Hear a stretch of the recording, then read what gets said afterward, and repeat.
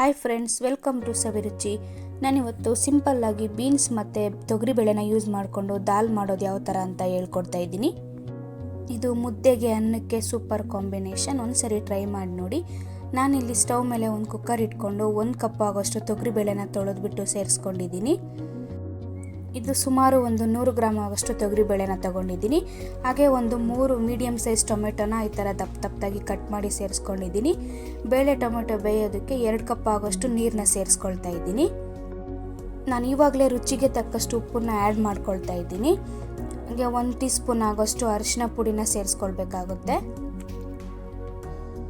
ಮತ್ತು ನಾನಿಲ್ಲಿ 1 tea spoon ಆಗೋಷ್ಟು ಎಣ್ಣೆನ ಸೇರಿಸ್ಕೊಂಡು ಕುಕ್ಕರ್ ಲಿಡ್ನ ಕ್ಲೋಸ್ ಮಾಡಿ 3 ವಿಜಿಲ್ ತಗೊಳ್ತೀನಿ. ಮತ್ತು ಇಲ್ಲ ಅದೇ ಕುಕ್ಕರ್ಗೆ ನಾನಿಲ್ಲಿ ಒಂದು ಸ್ವಲ್ಪ ಎಣ್ಣೆ ಹಾಕ್ಕೊಂಡು 1 ಟೀ ಸ್ಪೂನ್ ಜೀರಿಗೆ, 1 ಟೀ ಸ್ಪೂನ್ ಸಾಸಿವೆ ಹಾಕ್ಕೊಂಡಿದ್ದೀನಿ ಒಗ್ಗರಣೆಗೆ.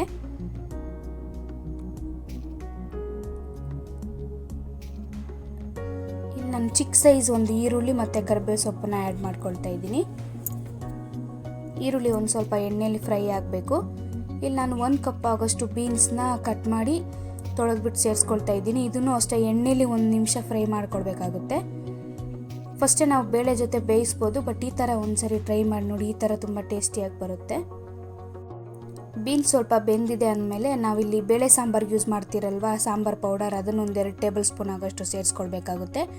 ಇದು ಮನೆಯಲ್ಲೇ ಮಾಡಿರೋ ಸಾಂಬಾರ್ ಪೌಡರ್. ಇದನ್ನು ಹಾಕ್ಕೊಂಡು ಹಾಗೆ ಒಂದು 30 ಸೆಕೆಂಡ್ಸ್ ಫ್ರೈ ಮಾಡಿಕೊಡ್ಬೇಕು ಆಯಿಲಲ್ಲೇ. ಇವಾಗ ನಾವು ಬೇಯಿಸಿಟ್ಕೊಂಡಿದ್ರಲ್ಲ ಟೊಮೆಟೊ ಮತ್ತು ಬೇಳೆ, ಅದನ್ನು ಸ್ಮ್ಯಾಶ್ ಮಾಡಿಬಿಟ್ಟು ಸೇರಿಸ್ಕೊಳ್ತಾ ಇದ್ದೀನಿ.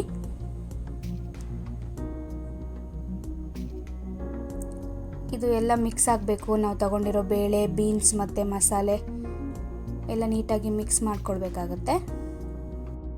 ಇಲ್ಲಿ ನೀವು ಕನ್ಸಿಸ್ಟೆನ್ಸಿ ನೋಡಿಕೊಂಡು ನೀರನ್ನ ಸೇರಿಸ್ಕೊಳ್ಬೇಕಾಗುತ್ತೆ. ದಾಲ್ ಆಗಿರೋದ್ರಿಂದ ಸ್ವಲ್ಪ ಗಟ್ಟಿಯಾಗಿ ಇರಲಿ, ನೋಡಿಕೊಂಡು ನೀರು ಅಡ್ಜಸ್ಟ್ ಮಾಡ್ಕೊಳ್ಳಿ.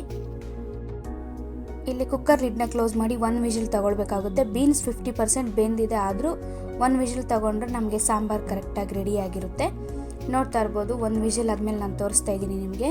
ನಮಗೆ ದಾಲ್ ರೆಡಿಯಾಗಿದೆ. ಫೈನಲಾಗಿ ಕೊತ್ತಂಬರಿ ಸೊಪ್ಪನ್ನ ಆ್ಯಡ್ ಮಾಡಿಕೊಂಡು ಸರ್ವ್ ಮಾಡಿಕೊಂಡ್ರೆ ಈಸಿ ಮತ್ತು ಟೇಸ್ಟಿಯಾದ ಬೀನ್ಸ್ ದಾಲ್ ರೆಡಿ ಆಗುತ್ತೆ.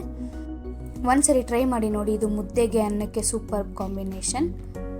ನಿಮಗೆಲ್ಲ ಈ ವಿಡಿಯೋ ಇಷ್ಟ ಆಗಿದ್ದರೆ ಈ ವಿಡಿಯೋನ ಲೈಕ್ ಮಾಡಿ, ಶೇರ್ ಮಾಡಿ, ನನ್ನ ಚಾನಲ್ನ ಸಬ್ಸ್ಕ್ರೈಬ್ ಮಾಡ್ಕೊಳ್ಳಿ.